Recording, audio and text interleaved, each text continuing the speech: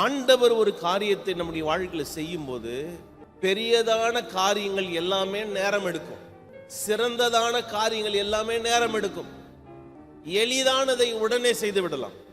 ஆனா நம்ம என்ன நினைக்கிறோம்னா, நம்முடைய வாழ்க்கையில் எல்லாமே ஜெபத்தின் பதில்கள் கூட நீங்கள் கேட்கிற அற்புதங்களை வைத்து காலம் எடுக்கும்.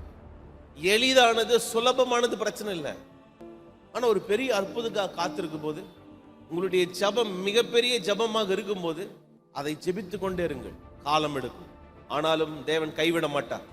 ஒரு முறை நீங்கள் ஜெபித்து செய்யவில்லை என்பது நிமித்தமாக உங்கள் ஜெபம் கேட்கப்படவில்லை என்பது அர்த்தம் கிடையாது. எலியா என்பவன் நம்மை போல பாடுள்ள மனிதன் தான். மழை வரக்கூடாது என்று ஜெபிக்கிறான், மழை வரவில்லை. மறுபடியும் மழை வர வேண்டும் என்று ஜெபிக்கிறான். அவன் ஜெபிக்கும் போது வேதம் சொல்லுகிறது, பெருமழையின் இறைச்சல் சத்தம் கேட்கிறதுன்றான். அது கேட்ட உடனே நேரா போயிட்டு தன் தலை தன்னுடைய முழங்காலில் படுவதற்கு வண்ணமாக போயிட்டு முழங்கால் படிட்டு ஜெபிக்க ஆரம்பிக்கிறான். முதல் தடவை போய் பார்த்தா பதில் இல்லை. அவன் ஓடி வருகிறான் மறுபடியும். ஐயரே, நீங்க எதிர்பார்த்து இல்லைங்க. 2 இல்லை, 3வது முறை இல்லை, 4வது முறை இல்லை, 5வது முறை இல்லை, 6வது முறை.